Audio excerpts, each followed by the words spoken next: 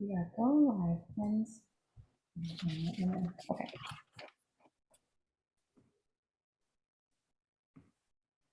Welcome, everyone. Awesome. Okay. And we did it. So I think that we're going to have folks slowly kind of join us on this awesome Saturday, but I'm excited to be here with you all. Thank you for spending your Saturday with us. I am Taylor Roden. I'm the Community Events Manager here at Historic Seattle. And thanks for joining us for Vashon Island, exploring key historic and cultural sites. And this awesome virtual program is brought to all of you in collaboration with Elsa and Bruce Hallman. I'll introduce them a little bit more later, but definitely wanted to start our program off by acknowledging the two of them and saying thank you, because we really wouldn't have been able to do this without their assistance. So our mission at Historic Seattle is saving meaningful places to foster lively communities. And Historic Seattle acknowledges, there we go. Historic Seattle knows that our properties and our programs occupy the unceded traditional territories of the Coast Salish peoples. This acknowledgement is not a substitute for developing relationships with Indigenous communities or for honoring Indigenous stories as we share our collective history, but it's the first step in recognizing the people whose land we occupy. So before we really dive into the program, I do have a couple of thank yous. And I don't know if you all are able to, hopefully, it's me. So I want to thank our sponsors for making our education programming possible. So thank you to Bricklayers and Allied Craft Workers, Local 1 Washington and Alaska, Daniels Real Estate, the Greystone and Gridiron, Selland Community Foundation, and Urban Villages in Railspur. So here's an overview of the program that we're going to have, a series of mini presentations. So this program is an adaptation of what would have been an in-person tour. So I decided to keep everything in the same order that we would have toured it in person. So we'll kick things off with an overview of Vashon Island from Bruce Hallman, who's an author, historian of the Vashon Maury Island Heritage Association. Then we'll hand the reins over to Elsa Kronquist. Elsa is the director of the Vashon Maury Island Heritage Association. Then we'll hear from Kay Longi, who will give us a presentation about Mukai House and Garden. Kay is a Friends of Mukai board member. After Kay, we will learn about the Vashon Center for the Arts from Bruce Morser. Bruce is a freelance illustrator, teacher, community arts volunteer, and a Vashon Center of the Arts board member. Then we'll go back to Bruce Hallman for some information about Burton Trail, and we'll end our series of presentations about on the Point Robinson Lighthouse. And our presenter for that segment will be Captain Joe Wobold, who is a retired Chief of Operations for the U.S. Coast Guard. So I know that was a mouthful, which is exactly why you're seeing the slide with everyone's name. And in just a second, I'll hand it over to Bruce to kick us off. But before I do that, want to, one, let you all know that we're going to do a Q&A at the end of all of the presentations. So please feel free to share your questions for our speakers in the chat, both the chat if you're tuning in live on YouTube, and if you're here in this meeting with us on Zoom. We encourage all of you to keep an open mind and remember that this is a safe space for all participants, and that racism, sexism, and homophobic comments and insults, all of the bad stuff, won't be tolerated. And then a reminder to just be respectful of the space for listening, for learning, and of course for exploration, which is why we are all here today. So I'm going to stop sharing my screen now and go ahead and hand it over to Bruce to get us started. Thank you, Bruce.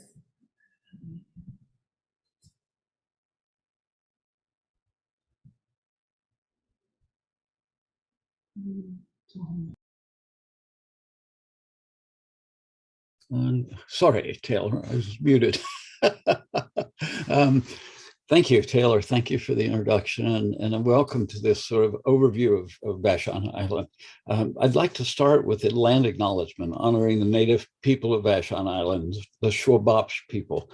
And the photograph you see is Lucy Duran, who was a Shwabopsh native woman born in 1843, attended the Medicine Creek Treaty meeting as a young child, as a 12-year-old, and lived on Vashon and died on Vashon in the late 1920s. So, whoops, why is this not advancing? The Vashon Heritage Museum stands on the ancestral lands of the Shwabopsh, or Swiftwater people who inhabited Vashon Maury Island for millennia. The Donation Land Claim Act encouraged large numbers of Euro-American settlers to claim this land, even before the Medicine Creek Treaty of 1854 extinguished native claims to it.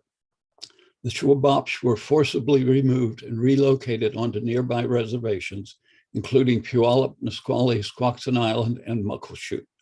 We acknowledge the people of the Puyallup tribe whose stewardship of and relationship with Vashon Maury Island continues today. We commit to amplify the voices of Indigenous people, making space for them to tell their own story, both past and present, in our exhibits and programs. So let me just give you a quick overview and sort of focus on two what I consider pivotal moments in Vashon history. What you see in front of you is a 1950s map and postcard promoting Vashon Island, saying we're here, because Vashon is often overlooked in this sort of Pugetopolis that we live in here. And there's two books, Vashon Maury Island, a pictorial history of the island, and a brief history of Vashon, both of which, if you're interested in diving more into Vashon history, will give you good overviews.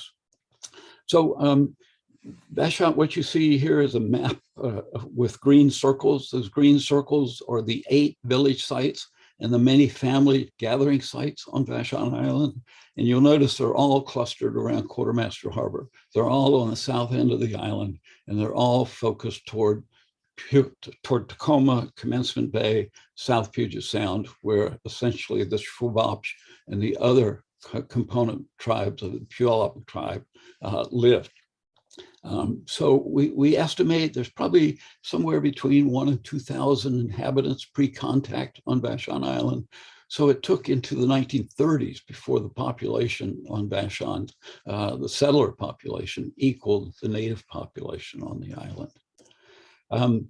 For the early American settlers who came in, the sort of what drove the economy was what Carlos Fuentes calls the Big Four: logging, fishing, mining, and farming.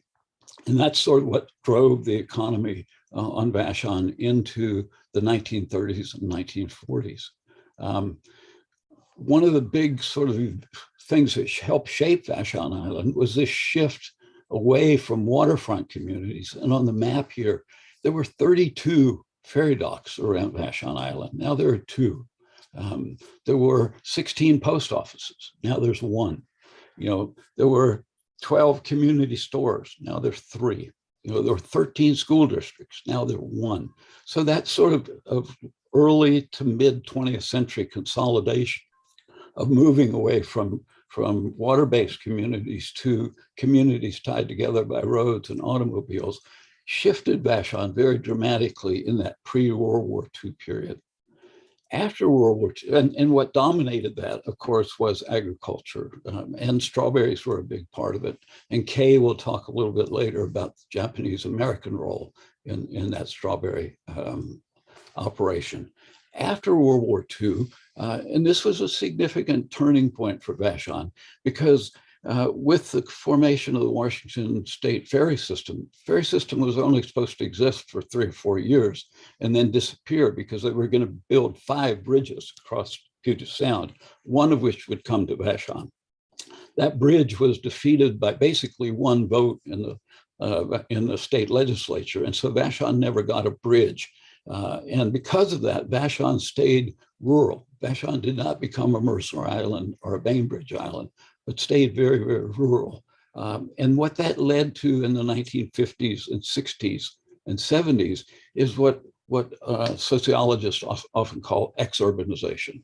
Urban people moving to rural areas essentially to find lifestyle choices, to find natural amenities, to be out of the city and yet close to the city. And Vashon really served that purpose very well.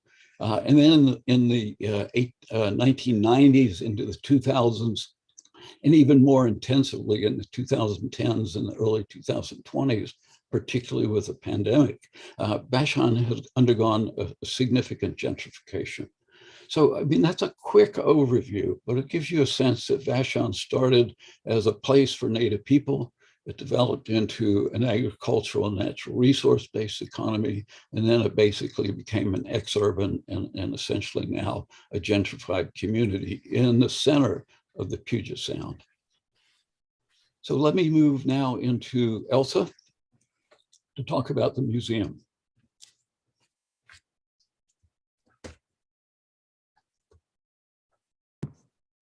Everybody has to remember to unmute here. Thank you, Bruce.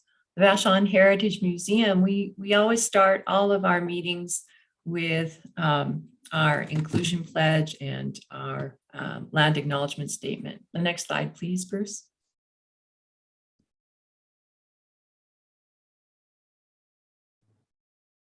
The Vashon Maury Island Heritage Museum rejects racism, discrimination, and hate. Our purpose is to honor stories of love, oppression, action, and resilience. Stories that give voice to all, examine hard questions about social, economic, and environmental justice, and reveal racism and oppression within our heritage. We pledge that everything we do will honor the island's diversity of culture and histories. Next slide, please. So welcome to the Vashon Heritage Museum. We're conveniently located just 2 blocks off of the main street of Vashon, and we're located in a 107-year-old Lutheran church that was built by Norwegian immigrants. Next slide, please. In the museum, we have the main gallery, which houses our permanent exhibit with displays of what Bruce was just talking about the Shwabop's native people, our first people of Vashon, the island development by the European settlers, learn about our different industries, agriculture, farming, timber, and boat building, the history of our docks and the mosquito fleet service on the island, and the development of Vashon's different communities. And the next slide, please. Once you leave the main gallery, we have special exhibits that are in place for anywhere from a year to 2 years. Currently, our current special exhibit is Natural Wonder, an island shaped by water. This is an interactive, very collaborative exhibit that was created in partnership with the Vashon Nature Center and 60 biologists, scientists, and historians around the island.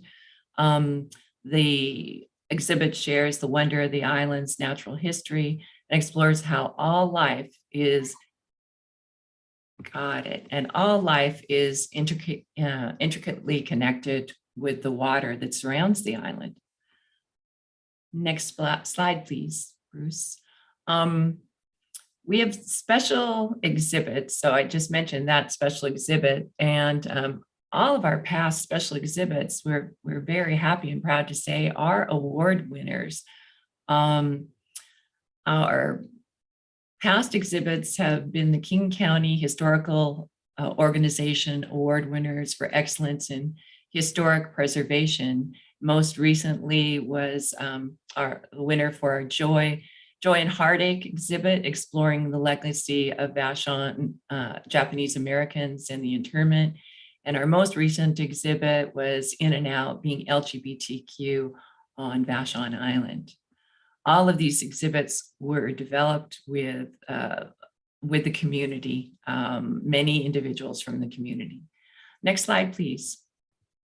Along with these exhibits, all of our exhibits, the Natural Wonder exhibit right now, we develop special programs and also other opportunities for exhibits that come in. So last year, in the summer, we opened a special exhibit called Whale People, Protectors of the Sea, which was an IMAX style film presentation that features a 3,000-pound orca whale with a whale rider totem carved by the House of Tears carvers of the Lumi Nation, and tells the story of environmental emergency through the figure of the orca. And next to that is pictured, go back. Next to that, the photo is of the Red Road to DC Totem, which was another special exhibit. It was only on the island for one day. It started in Washington State and traveled to Washington, DC. At the end of the summer, the end of the Red Road to DC, it was delivered to the Biden-Harris administration with an event on the National Mall and the opening of the exhibit and installation in the Smithsonian National Museum of the American Indian. Started in Washington, I'd love to say with us, but it was up north and ended in Washington, DC. Next slide, please. So we develop a lot of programs around our exhibits, and we have many exhibits that we do they last usually for every 2 months, so bi-monthly or quarterly. We'll have many exhibits about different interests of the island. And here's some examples of very popular exhibits, again, all developed and curated by community members. We also have talks about different subjects that are happening on the island and or that have happened on the island, and of course on the Salish Sea, and we talk about their relevance to today. Next slide, please. So let's see, some more programs. We'd like to have, or we're making it so that people who, if they can't make it to the museum, they can make it to our website, or they can make it to downtown where we have this Main Street Vashon exhibit. It's the history of all of the buildings in one block, our main original block of Vashon. As I said, it could be seen on our website, and also visit Vashon and look into business windows, and you'll see these plaques, a map and these plaques of the history of the buildings. Also on our website is a contemporary exploration of Vashon and Maury Island with photos and stories. This is a video that was produced during the time of COVID. It's a tour of the island. As it says, different photographers and writers created this video for us. So it's a fun look at Vashon and Vashon's current places and history. And then you have one other opportunity. You keep, whoops, I think we need to go back to that slide. Thank you, Bruce. Our Vashon, Virginia 5 in August, we're celebrating the 100th year centennial of the Virginia 5, and it's a wonderful opportunity to see the sites, significant historical sites of Vashon from the water. It's a circumnavigation of Vashon and Maury Island, and we'd love to have people join us for that annual event. And I'm done. Thank you.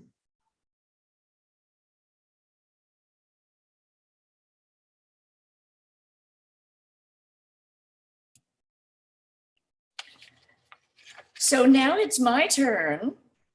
My name is Kay Longy. I represent the Mukai Farm and Garden. And I'm waiting for the video to start, which it will do in just a minute.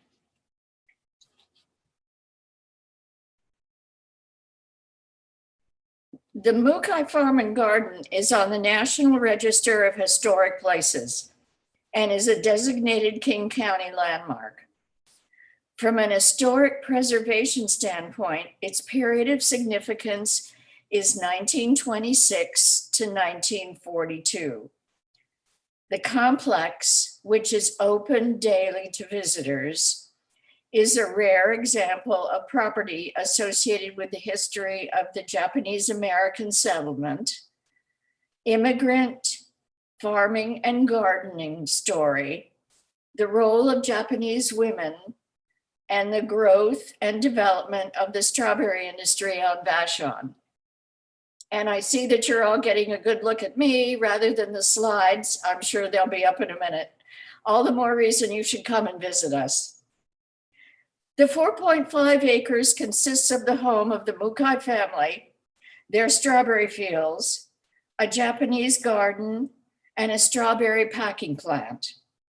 It tells the remarkable immigrant story of Denichiro Mukai, his wife Kuni, and their son Masa.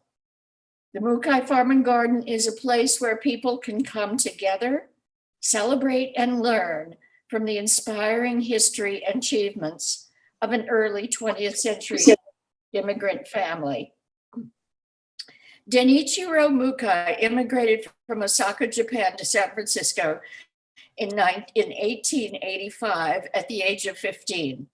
After the San Francisco earthquake, he moved to Seattle, married, and worked in a wholesale food operating business, buying and selling fruits and vegetables. While at this job, he learned the financial potential of growing strawberries. So in 1910, he and his wife moved to Vashon and joined a growing number of Japanese individuals and families living on the island, mostly working in agriculture. Like those other immigrant farmers who weren't allowed to purchase property, BD started by leasing plots of land to grow his berries. Over time, he leased more and bigger plots. By the mid-1920s, he had built one of the largest strawberry operations on the island. 1926 was a significant year for the Mukai family. First, because Masa, then 15, was born in America, so he was a citizen. Thus, he was able to purchase land. Secondly, because of the family's successful strawberry business, they could afford to buy a lot of it. BD bought 40 acres of land, which is where the Mukai Farm and Garden is now. And the third thing BD did was to avoid the corrupt wholesale commission houses in Seattle by building his own fruit processing plant. He developed the most innovative strawberry operation in the state and completely circumvented the middlemen in the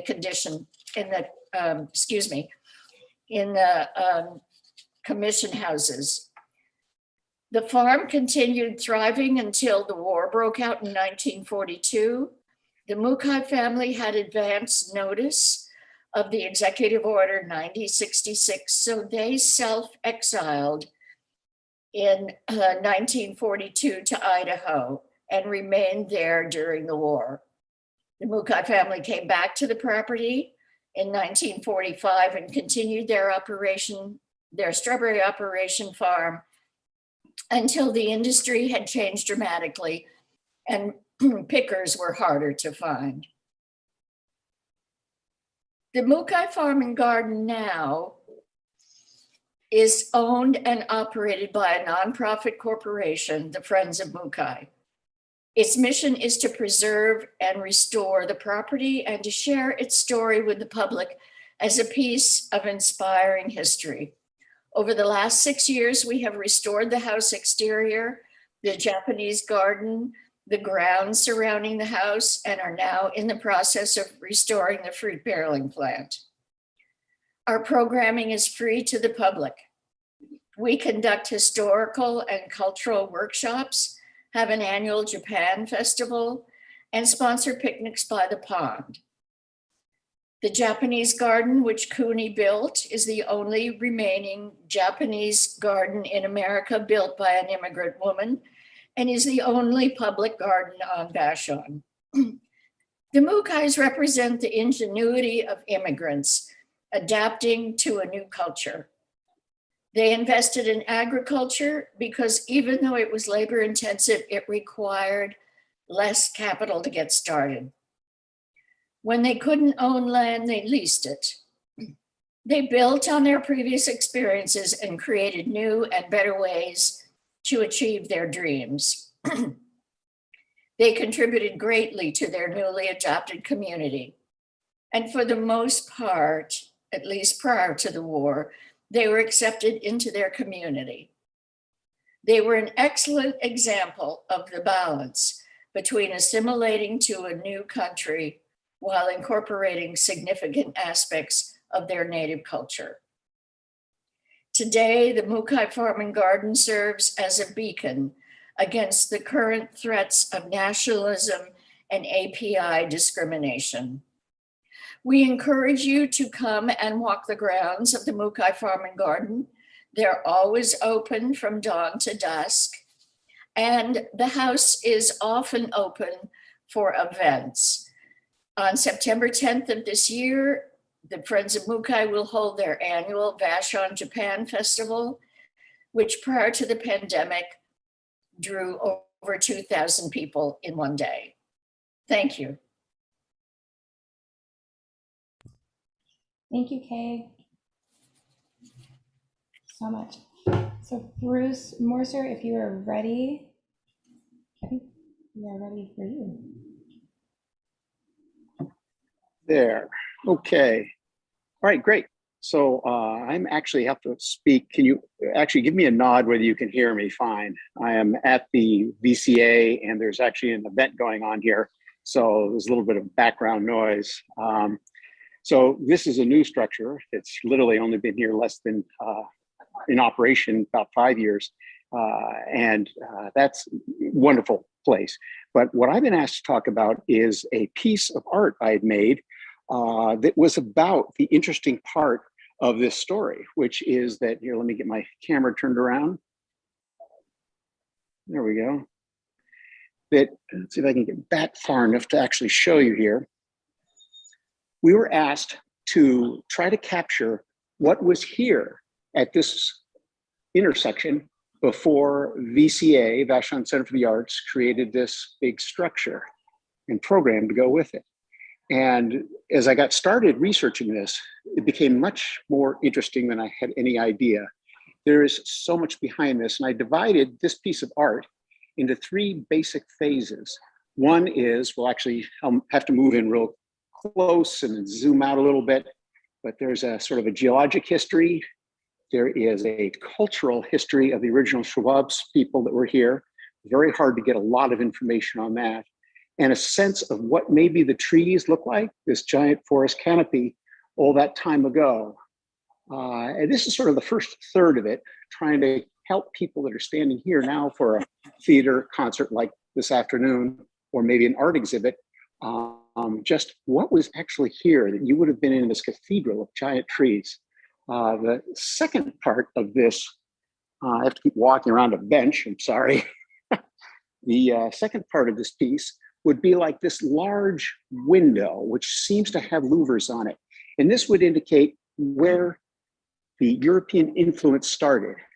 I, of course, talk about Louis Girard, who is the person who sort of linked between the Shwabs and the European settlers. And on this, each of these panels, there are movable panels that sort of cover up history and then reveal history. And there's several of these that move back and forth. My thought was that in trying to review history, so often you're digging between layers of history. And I tried to recreate that with that kind of feeling here. And these original sort of founding European settlers, well, this particular panel represents about 30 years worth of time.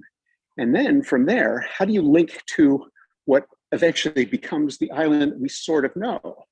At this point, no one on the island, and the Shwabs people really didn't think about this place as an island. It was another spot, Puget Sound. It was oriented towards water. The land was less important, and all the little communities around the island were evidence of that. And what happens by switching to this next panel sort of starts when cars become a piece of this history. And ferry boats are what allow those cars to come. And you can then see, if I can move these panels away again for you, the history of the cars. We have everything from what was originally here at this intersection prior to this structure was this building, the Zarth Garage, which became a well-known, everything from a pet store to an appliance store here on the island. And this was the Zarth family that created this. And they had taken the land from originally the Shwabs people. And this was a busy intersection even back then too. one of the things I tried to capture was this. On the island, trees were huge. As Europeans arrived, all the trees were removed and became a series of fields.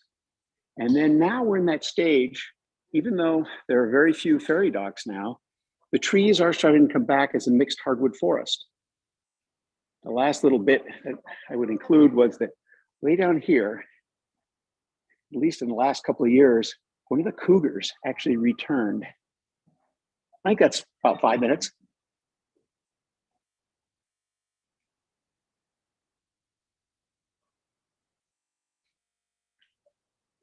Taylor, I think that would do it. That was great. Sorry, I was trying to unmute. I've got multiple laptops over here, so I was hitting the wrong one for this particular screen. This was so cool. Thank you, Bruce. I know I have questions, but I will wait until the end and we'll move right along in our program, and I'll turn it over back to you, Bruce Hallman. Great. Thank you, Taylor. And thank you, Bruce. Let me just indicate it's one of those treasures of the island, what Bruce Mercer put together at the Vashon Center for the Arts. It's just an amazing installation. So let me encourage you to come to Vashon and visit that, and to visit the Mukai House and Garden. It is a national treasure. So Vashon is rich with these kinds of historic treasures here on the island. And one of them is Dockton, a community on Maury Island, in the center of the Dockton Historic Trail. So what you see is a map of the trail. The trail begins at Dockton Park and then walks through town around to where the dry dock was and the shipyards were, and the school buildings and the hotels and the store. But you get a sense of how vibrant a community like Dockton was. And so, whoops, I moved my, sorry. Dockton, the trail really begins at Dockton Park, which was built in the 1930s as a WPA project. So this is an early Norman Edson photograph of the park right after it was constructed in the late 1930s. And it became a sort of a garden spot, if you will, on Vashon, with picnic enclosures and a bathing beach and a dock. And today it's now a major King County Marine Park.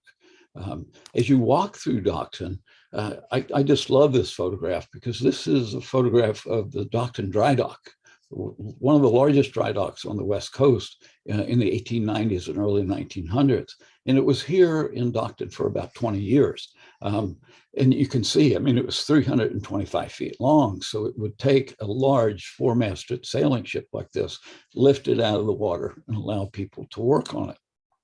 What's also interesting about this photograph, if you look over on the left-hand side, you'll see a little plume of smoke on the point back there. That was a sawmill. And if you look over on the right-hand side along the shoreline, that was a brickyard. So Dockton at this time in the 1890s, early 1900s, was an industrial center. You go there today and it's a sleepy little community, you know, sort of off the beaten path. But at one point, it was a very active industrial center in South Puget Sound. And of course, it was a fishing community. This is the Plansage Net Shed, one of the last remaining working net sheds in South Puget Sound. This is where fishermen would bring their nets. After fishing season, they would store them, they would hang them, dry them, repair them, get them ready for the next fishing season. When the dry dock left, what it left behind was a whole core of very experienced shipbuilders. And so a number of shipyards emerged in Dockton. This is a photograph from 1918, the Martin Holick shipyard, and they're building 3 235-foot four-masted schooners. You can see the size of them. You know, there are over 50 people in this photograph working on these ships. And so it was a massive shipbuilding operation that went on into the 1930s, particularly building. Martin Holick really developed what is now known as a sort of classic Puget Sound purse seiner. That was his design, and he built a number of those boats into the 1930s. And then his sons moved the operation to Tacoma, to the Tacoma Waterway, and continued to build fishing boats into the 1970s. The hotel and school, this is a fascinating building. It's no longer standing. But this was built by Martin Holick to house all the workers in the shipyard in 1918. And after those ships were built and the war was over, shipbuilding declined, this became the Docton School. And it remained a school for a number of years. And then it was a canning plant for strawberries and currants and other crops. Ultimately, it became a private home. And in the late 70s, early 80s, it was finally taken down because it had become so fragile. And then, of course, the Docton store. The center of any community is the store and the post office. And the Docton store, run by Theo Berry, sort of the unofficial mayor of Docton, was a very important center place in the community, a meeting place, the store, the post office. At one point, there was a gas pump, as most community stores had at the time. And so what you can get is a real sense of what Docton was like. What I also want to emphasize is we're working on additional historic trails. The Ellisport community did an exhibit at the museum about 4 years ago, and growing out of that is the Ellisport Hidden History Trail, which hopefully will open this fall. Ellis had talked about the Vashon Town Tour, walking trail through historic downtown Vashon, and the community of Burton is working on a community trail. And Kay and the Friends of Mukai and the museum are working together to develop a Japanese heritage trail on Vashon Island, representing all of those historic Japanese farms on Vashon that we hope will come together within the next year or two. So there are a number of ways to experience Vashon history, as well as coming to the museum and going to the art center and going to the Friends of Mukai, but also experience it by walking the historic trails. And then let me move on to Captain Joe and the Point Robinson Lighthouse. Captain Joe.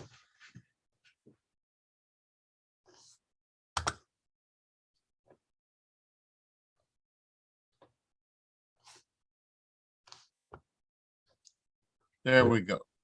There we go. So the photograph that you see in front of you was taken shortly after the building was completed. And Dr. Hallman is going to give me that photograph back. And there she is. Was taken shortly after the building was completed in 1915. It is the second light structure that occupied the point. And if you take a look at one of the previous maps, you'll see how Point Robinson is the farthest east point of the magical Isle of Vashon, and it sticks out right into Puget Sound. So it was the logical place to build a lighthouse. And one of the reasons why it was the logical place to build it is this photograph, which shows a fog sink. Now, the term fog sink is not a sailor's term. Move my cat here. Was not a sailor's term. And I'm not exactly sure what the genesis of the term fog sink, but you get the idea, because one of the things that happens at Point Robinson is that we get very localized fogs. It's quite possible to be in clear weather coming down from the north or coming up from the south from Tacoma and to hit one of these really thick fog banks. And it was for that reason that a very strong fog signal was put on to the light establishment at Point Robinson, and that fog signal in a different technological way still exists today. Doctor. Next slide. There we go. So the first structure that was put on the point was this wooden stick tower.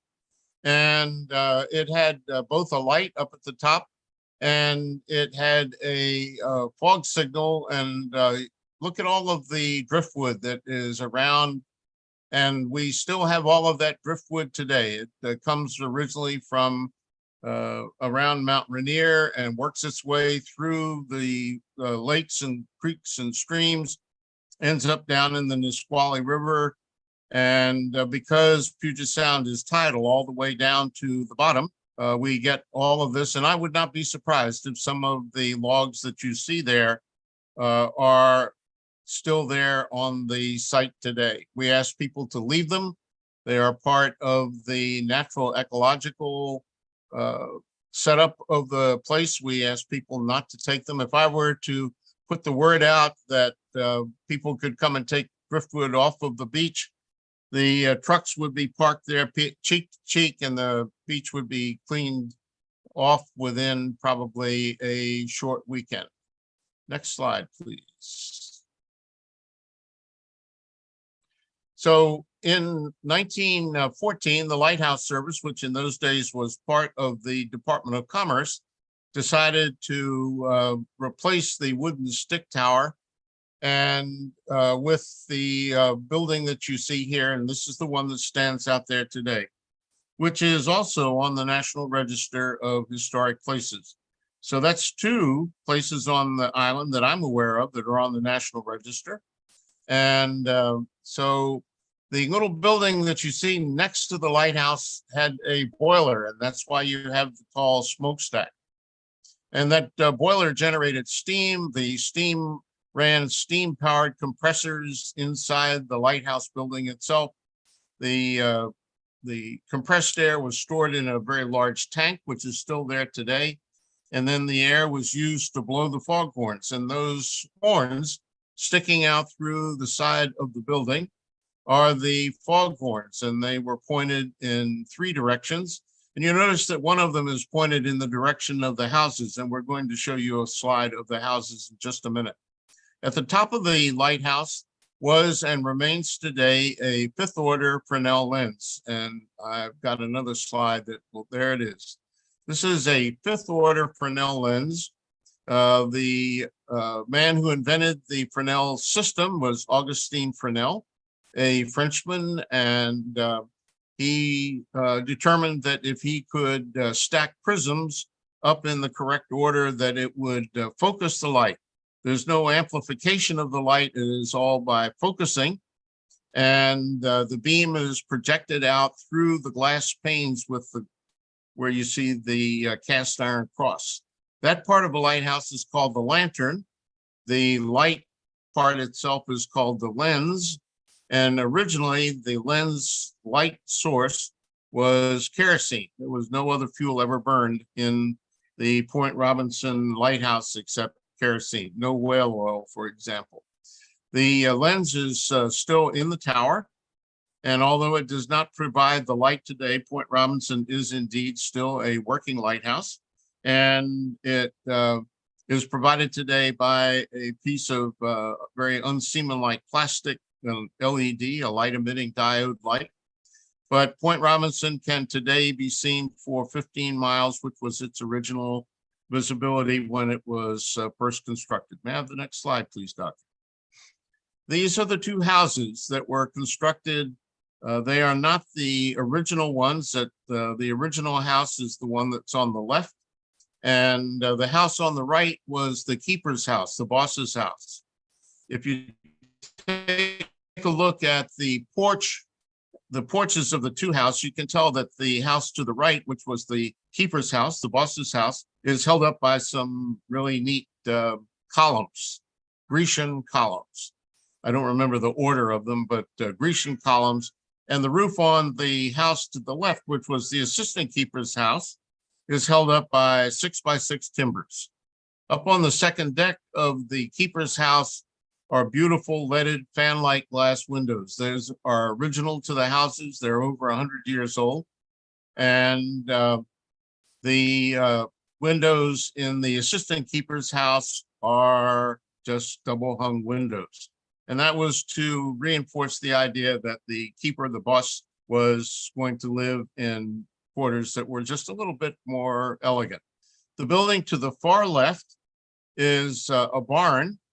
And the barn was constructed because the Lighthouse Service hoped that the people who took care of Point Robinson Light would also be almost completely self-sustaining. And so they built them a barn and hoped that they would keep farm animals. But we don't believe that they were very good farmers because they were maritime related people. We now rent the houses out because as vacation rentals, because Point Robinson Light now is completely automated. It requires no one to turn the light on, turn the light off. And one final piece of nautical arcana is that every lighthouse has its signature flash pattern called its characteristic. The characteristic for Point Robinson is that it flashes once, flashes twice, it goes dark, it repeats the whole cycle for every 12 seconds. And no other lighthouse in Puget Sound has that same characteristic. Is there one more slide there, Doctor, please? This is the way Point Robinson looks today.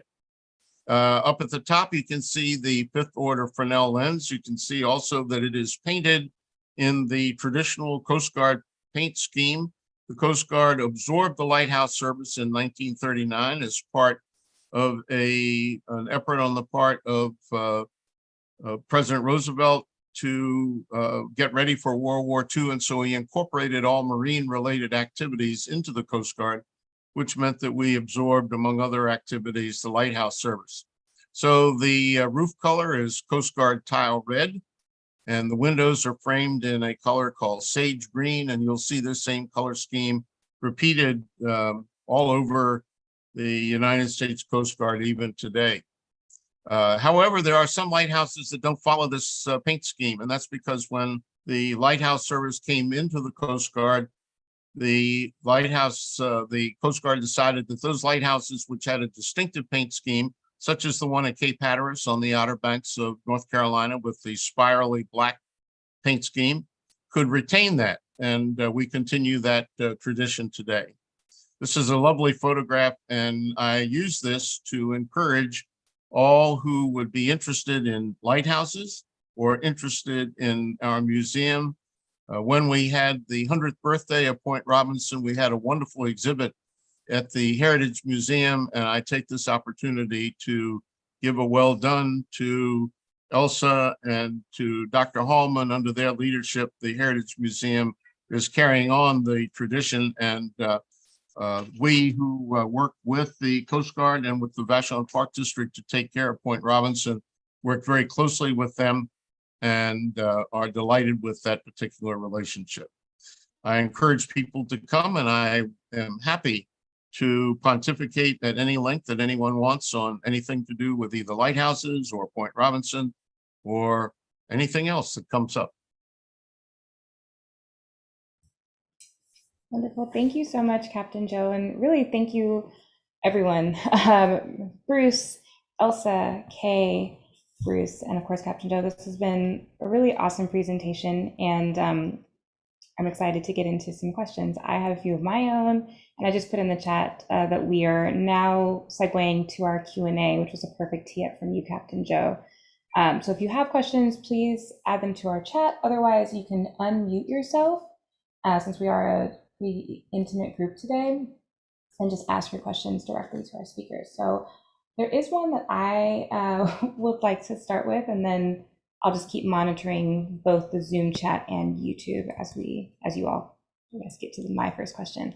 YouTubers, if you have questions for our speakers, please just put them in the YouTube chat, and I am toggling my attention between the two screens. So the first question that I wanted to start with is going back to you, Bruce Morser, and your really stunning piece at VCA. Is it a permanent installation? Is it something that we can see in perpetuity if we're not able to make it out to the island sooner rather than later? Yeah, I've turned it around. Am I audible to you? Yes. Yes. Okay. Yes, that was part of the deal in terms of getting the permits and so on for this location, was that I would make a permanent piece of art to come out here and look at. Apparently lots of people come by and stop and play with this thing. It's kids like to race the panels, and older people love to dig through the different histories. There's actually quite a bit of material on it, historic timelines and those sorts of things. There are two maps that slide next to each other. This is close to impossible to show, but that's a way of being able to compare what the island was like. Oops, wrong map. There we go. The way to compare the island at one point of time and the way it more or less looks now. So yeah, it'll be here. And it's very self-explanatory. There is one additional feature which just showed up, and that is now there's an interactive that where there's several different spots on this piece. You can just click an item on that screen, and you'll actually get a recording of me talking to you with some graphics about why I did what I did and what it tries to communicate about the history of the island. Cool. Thank you. So we've got some other questions in the chat. I will prioritize those over my own. So the first one is for you, Bruce Hallman. What is your favorite place on Vashon and why? And it was also a thank you for everything that you're doing. And I'd actually love to extend that question to all of you. It might be obvious since you talked about the places that mean a lot to you, but we'll start with you, Bruce. Sure. Thanks, Taylor. It's like which of your children is your favorite child? It's a hard question to answer. But I live at KBI Beach or Point Higher, and it's the largest remaining saltwater marsh in central Puget Sound. And so it's a very rich kind of estuary, if you will, for a small stream that comes into Puget Sound. But it's a salt marsh that fills up and empties twice a day with the high tide and the low tide. And so it's a very rich marine estuary kind of environment. And it's a major stopping off place for migrating birds, both in the spring and the fall. So it's just an incredible part of the island. But it's like your children. I have other favorites as well. And as Bruce Morser well knows, sailing and boating on Quartermaster Harbor is just a gem. It's an enclosed harbor. It almost feels like a lake, but it's saltwater. And yet it has winds. And Bruce is a sailor, so he knows that the wind comes from every imaginable direction, every point of the day, it's a challenging place to sail, but it's a joy. And so those two are two of my favorite places. But let's hear from the others as well. Thank you, Bruce. In no particular order, if anyone has. Why don't I respond just because Bruce named me? Bruce and I are very old friends, and he was very important in advising me on a history lesson around this art piece. And we really met each other through sailing. And my daughter was a sailing instructor in his sailing program. So it's a very knit together community. And I think that's what I like most. You said, what's your favorite spot on the island? And as Bruce would say, it's hard to choose because this is such a small community, and yet all the different experiences, whether you're looking at mountains, whether you're watching a 15-foot tide range, whether you're deep in a forest, whether you're all these huge variety of experiences are all within a couple of minutes of each other. And that whole notion of, I feel like I live on a gem. And it is this magical place where you can get lost in so many different things. So if someone said, okay, we're going to sink the rest of it, and what part are you going to keep? My little piece of shoreline, I guess, looking out over the harbor, watching the kids out there rowing, intense rowing program, watching the people sailing back and forth, watching Bruce motor back and forth. It is fantastic. I feel very, very, very lucky to have found this place. And for some reason, 8 years ago, moving here. Thank you, Bruce. Okay, I'll unmute. Wow, I could echo exactly what Bruce said. The Heritage Museum is one of my favorite places in Mukai, of course. And I've always enjoyed Quartermaster also, in the little town of Burton, because it has a coffee stand and a general store. It's really close to sailing and the rowing. So the island, just repeating, it is a gem. And I know that I just always go, I can't believe I'm living here. I mean, the Northwest, I think, is very beautiful. And so this is very classic Northwest. It's beautiful here. So Quartermaster Harbor for me.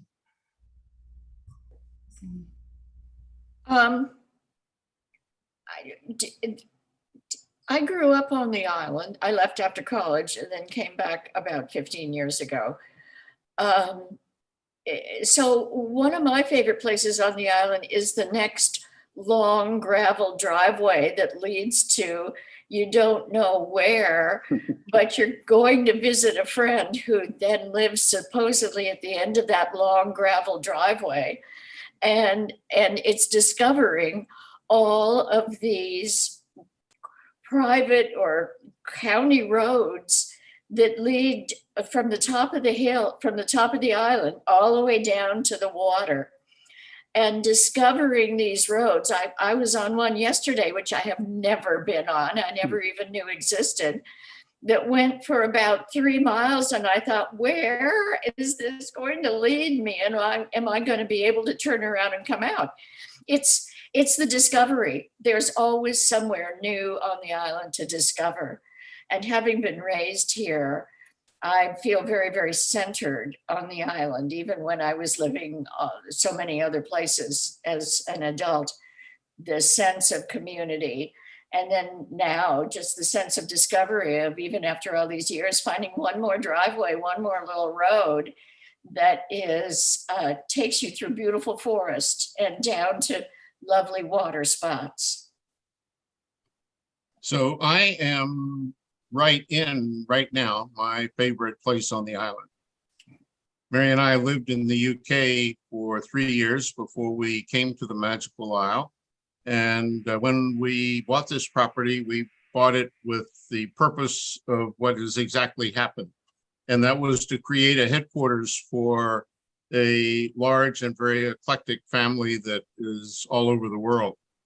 So when I get out onto my deck and I can look out over Puget Sound, there's a federal anchorage right off of my deck. And when I go out there in the morning and you just had a visitation from one of my cats and they head out with me. So I can look, I have a forest on my property. I live on one of those roads that Kay was just talking about exploring. And I live high enough up so that if the tsunami comes, it's not going to reach me. But I can see everything from Manzanita Point all the way down to Tacoma. And I can see Browns Point Light. I check out Browns Point Light every night when it turns itself on and make sure that it is showing its advertised characteristic, which is one flash every 5 seconds.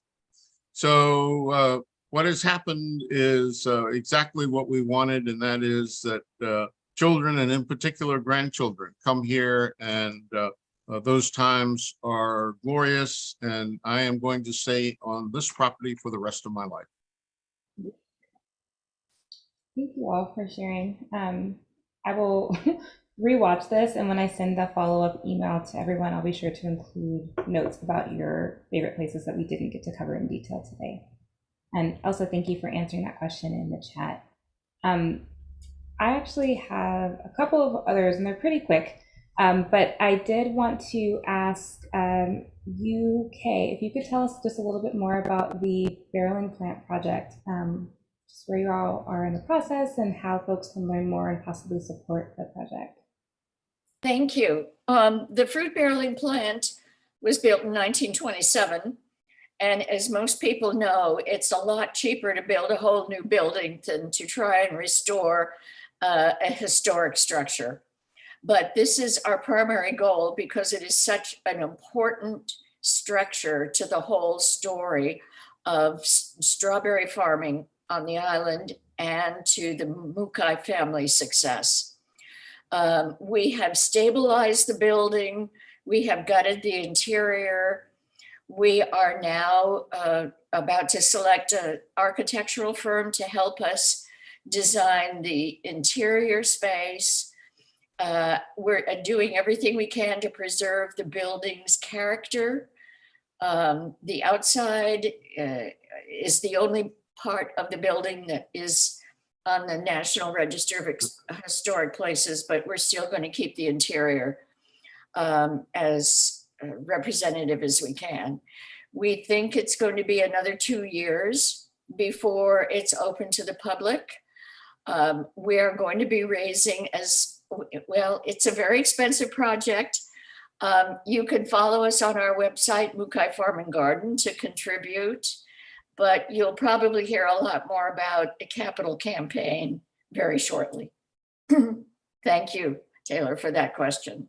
Yes, absolutely. Definitely want to continue to give updates to our historic Seattle family about what's happening with really all of the work that you're doing, but I know that that one's of special interest to us. I did want to go back to you, Bruce Holman, with a question about something small and maybe not a small thing. You mentioned a mill in the background of one of your photos while we were talking about Docton. And I just wanted to ask you, is that building still there? No, none of the sawmills that were on Vashon still exist. Essentially, most of the sawmills, they were movable. They used what they called steam donkeys. So the steam engine was built on sleds, basically, and could drag itself anywhere.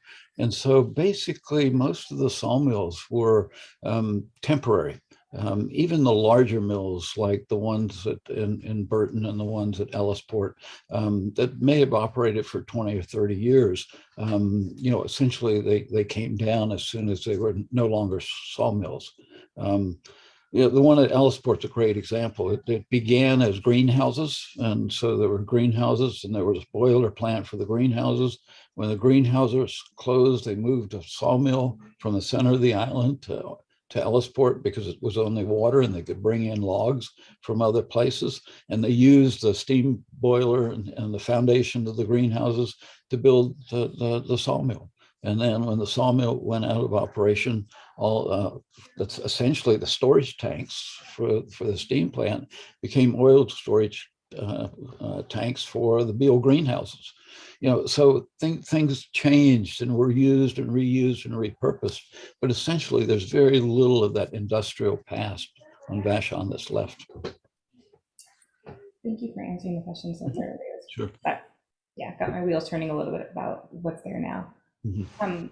I have two more questions for you all. So maybe this is a question for Elsa, but it's going back to a slide you showed, I think, Bruce, about the historic trails, and just wanted to know where we can learn more about, I guess, the status and the openings of those trails. And maybe that's something for everyone to answer here, because I think there's a lot of partnership happening with the development of those. So Bruce probably can give a better update, but we try and keep the status on our website. So, and we announce the openings of trails. So that would be the place to check when they're open. It's a big deal on the island. It hits the newspaper and everything, so. Yeah, the Docton Trail's been there for over 10 years now. The Ellisport Trail, hopefully we'll get it installed and open either this fall or early next spring. The Burton Trail is just beginning to be developed. It's probably 2 or 3 years down the road. The Vashon Town walking tour, the museum put that up during the middle of the pandemic. So it's been up for about 2 years. And the Japanese Heritage Trail, Japanese American Heritage Trail, we have the basics of it in place, and it's going to be a driving trail, basically, to drive around to the sites of historic Japanese farms. And I suspect, Kay, you might want to talk more about it, but it's probably a year off, 6 months to a year off. We have most of the information in place, and then it's a matter of how we make it accessible to the public, and yet also keep the privacy of the landowners, in mind. So it's a process of sort of getting people to agree to be on the trail, and then to have some kind of small signage and GPS location so that people can actually drive and see where these heritage farms were. Yeah, the Mukai Farm and Garden is part of a consortium of a number of organizations on the island attempting to carry out this trail project. A slightly different angle. There's a business on the island called Vashon Adventures. They do a lot of things, rent kayaks and campsites and everything. One of the things they do is they rent e-bikes. And years ago now, I was asked as an avid cyclist on the island, after having made this historic installation, if I would create a tour of the island that dealt with the history of the island. And there's a couple different routes. It takes about an hour and a half. Vashon Adventures runs that totally now, and they occasionally ask me in as kind of a guest tour guide. And I take groups of people with literally a shiv of photographs under my arm.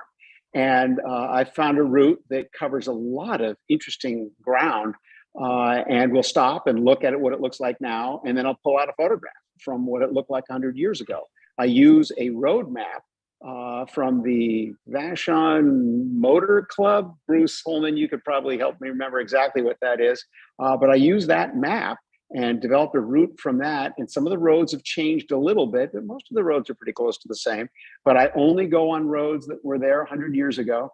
And we take a look at what's there presently, including, where ferry docks were and so on. And then we have a good look at the photographs of what did this look like 100 years ago? And it really seems to help lock into people of like how much can change in 100 years time in a tiny little community. That's one of the really interesting things about the history on this island is that it's the indigenous population goes back maybe 6,000 years ago, depending on who you talk to. But the European influence of it, so all the recorded history only goes back maximum 150 years, usually about 120 years. And so when you look at these things, you're seeing so much original stuff that, the first run of how the island was changed to accommodate the people that came to live here. So I do tours at Point Robinson. I'll be doing them tomorrow from noon until 4. And periodically, somebody or some buddies will show up with one of Aaron's electric bikes. And I'm always happy to see them at Point Robinson, knowing that they got down there by allowing the bike to coast down the hill.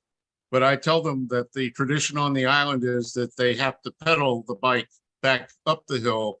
There is no truck that we keep down there for people to throw into the back of and go back up the hill. So so there's a little plug for Aaron and Doug and Vashon Adventures. They do a wonderful job. And I'm delighted that Bruce has contributed to that. All of our businesses, by the way, almost all our island businesses are also very much tuned to the work that everybody that is here with you today, Taylor, is doing.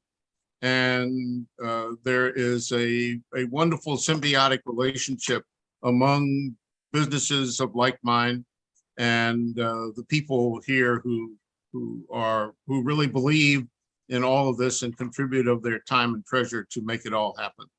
I am fascinated by Bruce's work, and I had not known about that, so I'm going to go and take a look at that myself. Not today, not tomorrow. Soon. But I'll do it, Bruce. It's lovely, lovely work.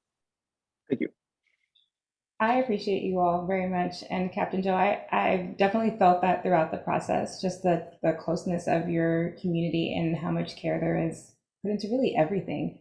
So I'm looking forward to my own Vashon visit when I have time and can really take my time to explore. And I know that I can't get it all done in a day, but it's wonderful to hear just a snippet of all of the happenings that you all are a part of. We have one last question. Thank you, Jennifer, for this question. Jennifer asks, are there limits put on residential building on the island? And is the population controlled to preserve the island? The note there is, I understand there's a limited amount of fresh water available. It's a great question. Maybe I can jump in and start, and then others can answer. There are no specific restrictions on population on the island. There are restrictions on building on the island in the sense of meeting King County building codes and the codes that are part of the sensitive area ordinances and the State Growth Management Act that are designed to preserve waterfront, undeveloped waterfront and unbulkheaded waterfront. So there's a number of things that sort of constrain growth on Vashon Island. Water is potentially one of them, although if you talk to different hydrologists, you get different answers. But essentially, there is a sole source aquifer on Vashon Island that's supplied only by rainwater. So there are some limits there. And there are limits in terms of Water District 19 basically is not really issuing new water permits, so people need to drill. The other thing at work, and it's kind of a nuanced thing, but under the Growth Management Act, King County is responsible for maintaining rural areas as well as developed areas.